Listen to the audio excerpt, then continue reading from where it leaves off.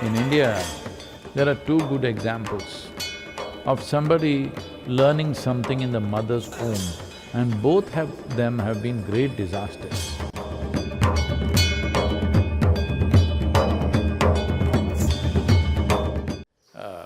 In United States, one lady is coming and asking me, she's about 4 or 5 months pregnant. Before she delivers, she wants to teach the child something. Really, they are doing these programs where you try to impart mathematics and other aspects into the child by doing certain things. I don't know what all they're doing. Then I told her, see, in India, there are two good examples of somebody learning something in the mother's womb, and both them have been great disasters. One is Ashtavakra. Being inside his mother's womb, he heard what his father is saying, all the scholarship he got, and then he disagreed with his father from there. So the father cursed him, whatever happened, or that learning itself distorted him.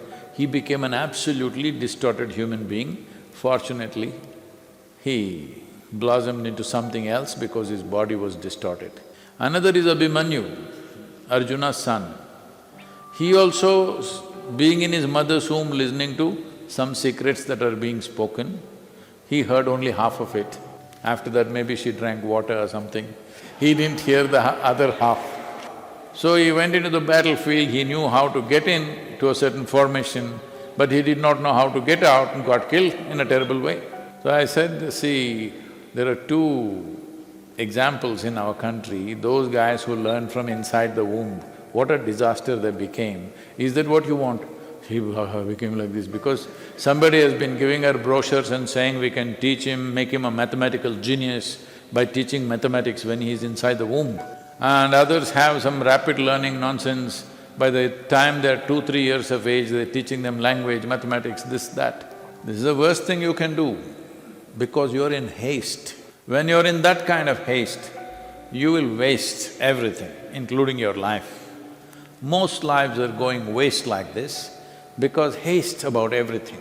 Like people were asking me somewhere, Sadhguru, do you get adrenaline riding fast or driving fast? Not at all. As I get faster and faster, which I only do when I'm alone, when I get really fast, I become like absolutely still, almost. Because if you're not balanced, speed is a dangerous thing. That will come because of haste. You're trying to go somewhere. Now, because you want to get somewhere in a certain amount of time, if you speed, there is always a possibility of doing something. You speed because that's how you are, because you can deal with it. You're not trying to race with somebody, you're not trying to race with time, you're not trying to get somewhere, but simply according to your competence, you're handling something. That's different. That needs to happen in every aspect of life, but that will not happen with haste. It will only happen with balance. When absolute balance is there, then we can do things to the fullest limit that we can do. Not like somebody else. Somebody may be able to do magic. We will do mundane things only, but we'll do it well to the best possible way we can do it. The school itself is haste. Always this much learning, that much learning. No, there is no profoundness of involvement, simply piling up things. This haste if you remove from within you, that you want to be ahead of somebody, closing your eyes and simply sitting here becomes effortless. Somebody's going, what's my problem if he goes? So, one major aspect of spiritual process is this, you're not in competition with anybody. Now you can close your eyes and sit, there is no issue.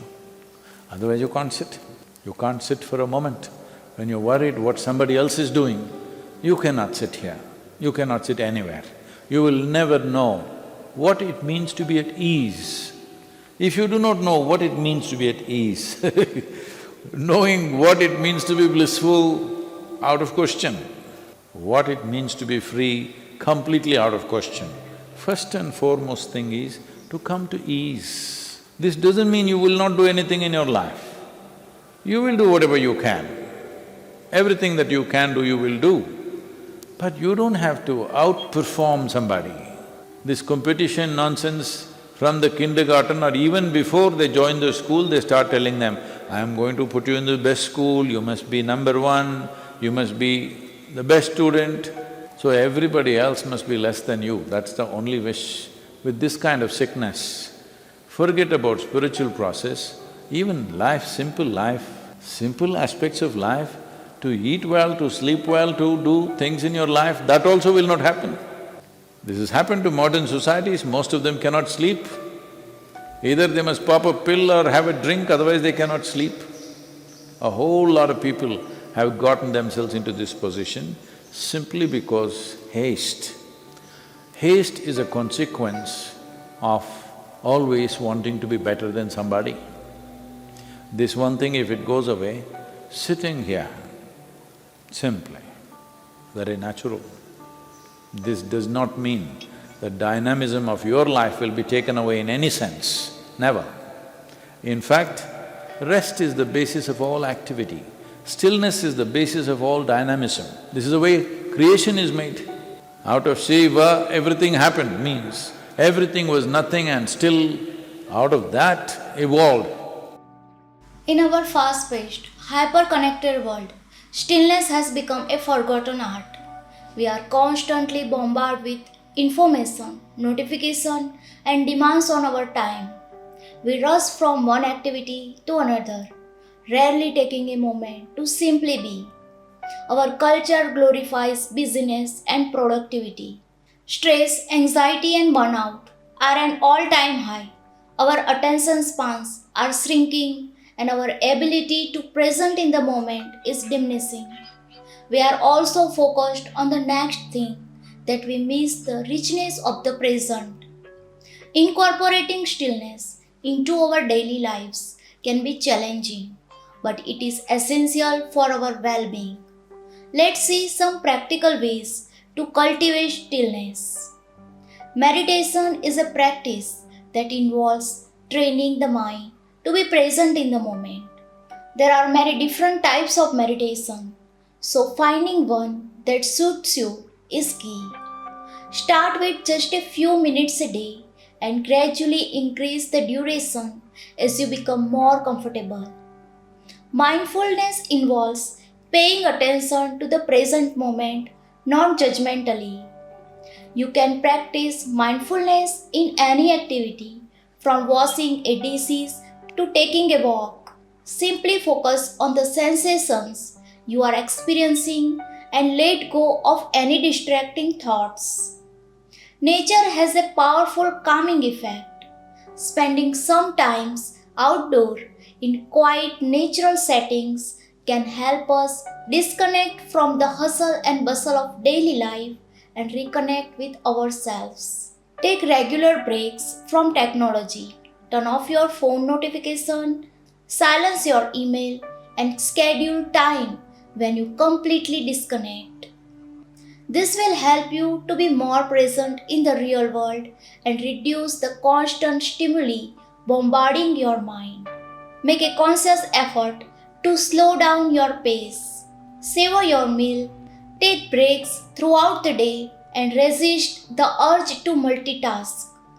Simply taking a few deep breaths throughout the day can help to create a sense of calm amidst the chaos. The stillness is not about complete physical inactivity. It's about a state of being where the mind calms down and we become present in the moment. It allows us to step away from the constant mental chatter and reconnect with ourselves. There are a number of benefits to cultivate stillness in our lives. When we are still, our bodies and mind have a chance to rest and recharge. This can lead to a significant reduction in stress and anxiety. Studies have shown that practices like meditation can lower cortisol level, the stress hormone, and promote feeling of calm. Stillness allows us to defragment our minds and clear away mental clutter. This creates space for new ideas to emerge and can significantly enhance our focus and concentration. Thinkers and artists throughout history have used periods of quiet contemplation to spark their creativity. By incorporating stillness, we can truly listen to ourselves. We become more attuned to our thoughts, emotions, and bodily sensations. This self awareness allows us to make better choices and live more authentically. Developing a practice of stillness is a journey, not a destination. There will be a days when you find it easier than others. The key is to be patient with yourself and to keep coming back to the practice. As you cultivate stillness in your life, you will be likely reap the benefit of reduced stress, increased creativity, and a deeper sense of self-awareness. The benefits of stillness extend beyond the individual. When we are more centered and calm, we are better equipped to handle the challenges of life. We are also more likely to be patient and compassionate with others. In a world that often feels like it's spinning out of control, a little bit of stillness can go a long way in creating a more peaceful and harmonious society.